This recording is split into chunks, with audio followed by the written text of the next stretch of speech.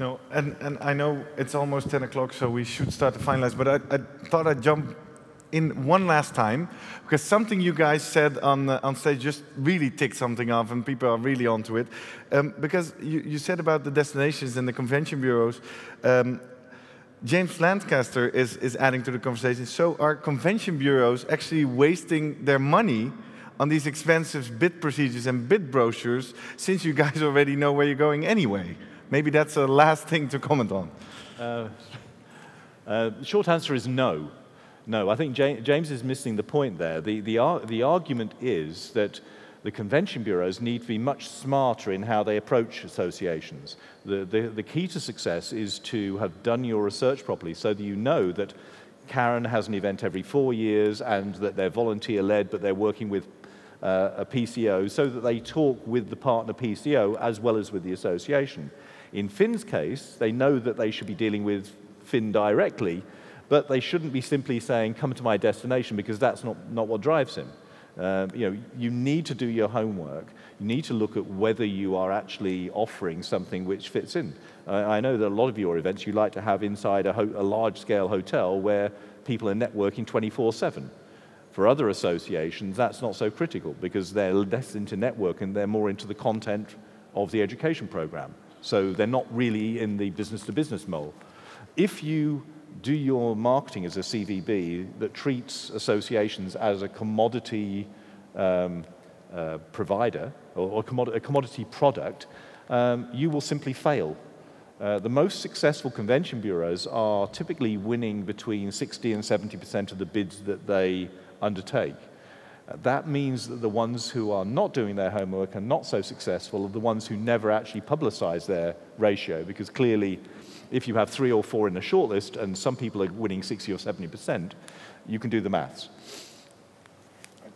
If I may, perhaps just to reinforce that point, the destinations that we pick tend to be strategically decided upon at our board of directors. So they will say, okay, our annual congress has traditionally been held in Europe. 8 years ago, they said we'd like to try one outside of Europe. It went to Canada. Then 3 years later, our American membership became our biggest membership community. So we said we'd now like to ship one into the States. Now, we all make the mistake of saying, oh yes, let's go to America, forgetting that it is absolutely enormous, and therefore picking the right location, which has good access for international travelers, et cetera, becomes the next set of headaches or challenges that you have to deal with. And in those cases, it is the CVB or the DMC marketing that is going to make us prioritize which cities and venues we're going to look at. Currently, there is a discussion going on at our board level as to whether or not we can take the Congress to Asia before 2020. So let's assume they say, yes, we'd like to do that and we'd like to go to China. Do we know where in China? No.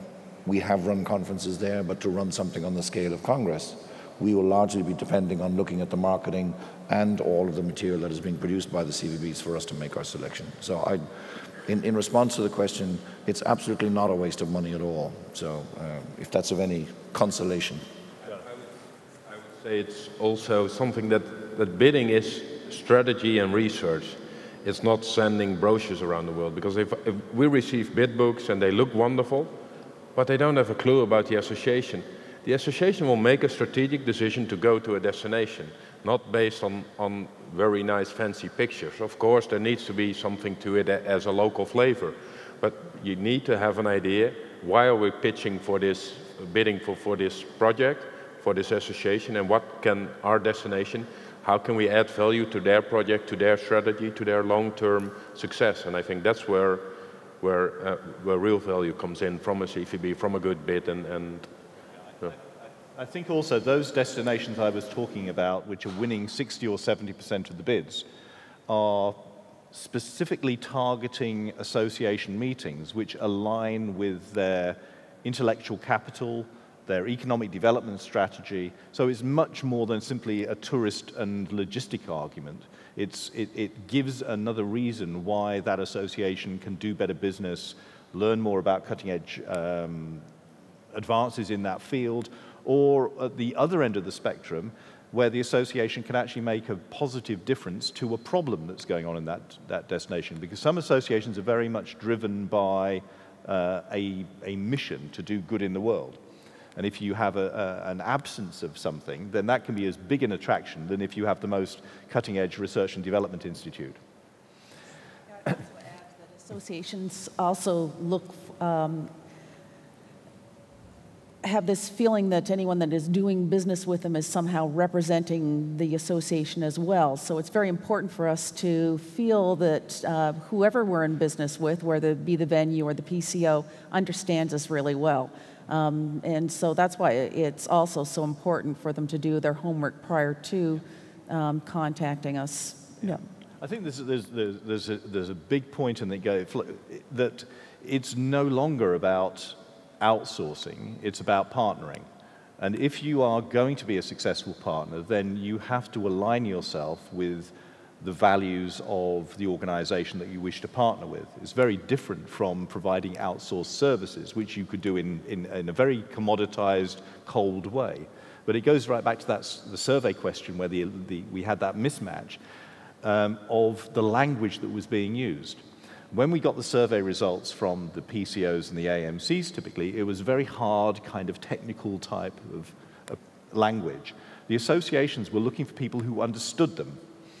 They were saying, well, we want to work with companies that actually get what we're trying to do and understand who our delegates are and understand what they're trying to achieve.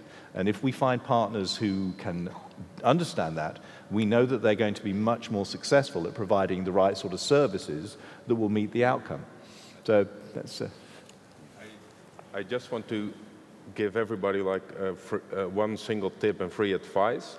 It's a very simple exercise, but open one of the bid books you recently sent in, look for the amount of times the client is mentioned, and look for the amount of times your city of destination is mentioned.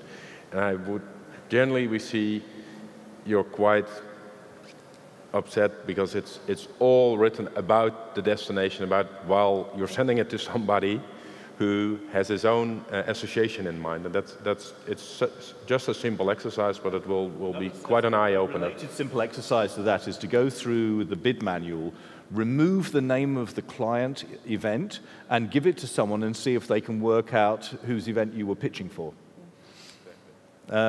If you're doing the same exercise for everybody, you are not going to win those bids.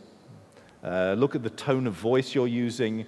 Reflect back to the association the type of concerns that they're addressing. How do you find out that information? Go on the internet. You know, it's been there for a while, and it's not difficult to find out what makes associations tick. Associations are constantly talking about the issues that concern them. There are blog posts, there are their websites are an incredible resource. It amazes me that so many suppliers will pitch for a piece of business without having actually bothered to spend a few hours sitting down reading the information about what is this organization they're pitching for. So a piece of advice for everybody in the room and beyond is please, please, please do your homework. Don't treat it as simply an exercise of what is the rotation pattern, how many people, how much money, how many five-star hotels, how many breakouts, how long should the coffee break be. Really try and understand who are these individuals who are coming. Are they students? Are they business leaders? Are they Nobel Prize winners? And what are they trying to achieve? Usually they have their strategic plan on their website. Yeah. And part of their strategic plan will also be their plans for their conferences as well. Yeah. So that's a good document to pull up and take a look to see what they plan for the future.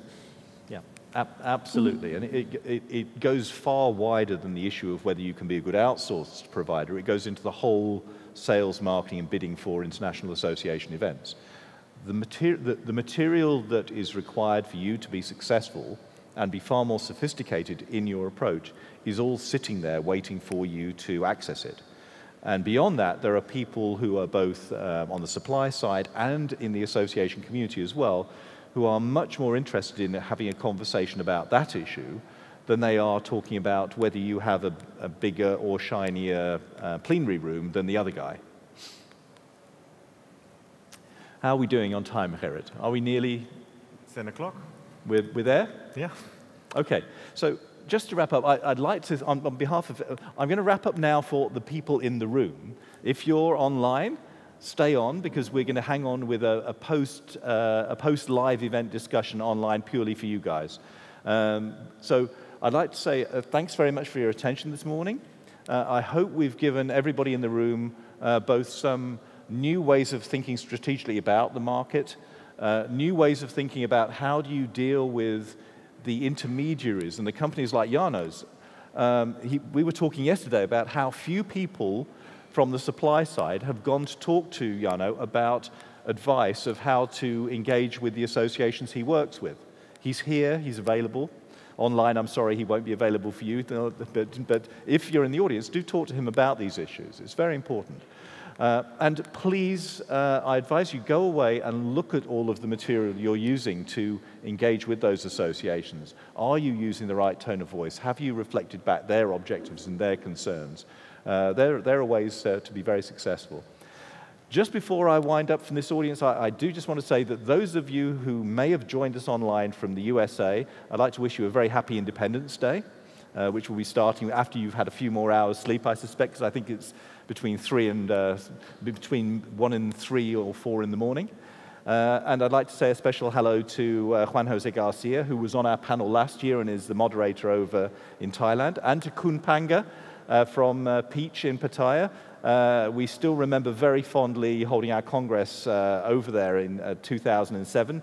So thanks for all your support over the years, and thanks for hosting the program over in Thailand. Thanks for your attention. We'll say farewell. Thank you for my panel as well. Can we have a big round of applause for them? Thank you.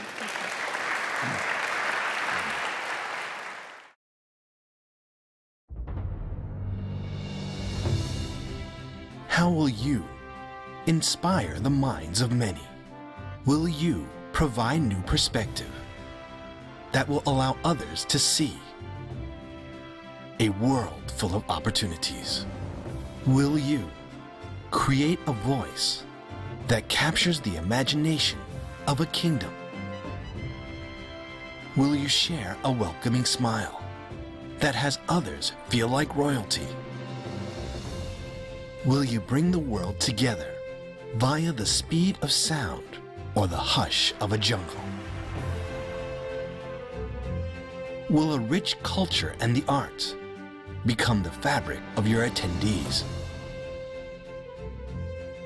Will you stimulate their senses with cuisine envied by the world? Will you forever change the definition of a meeting room and inspire creativity in the beauty of silence? Will you redefine the meaning of work-life balance and create a venue that will have attendees feeling forever connected? Create the moments that inspire the minds of many. Connect people, inspire the world. Thailand.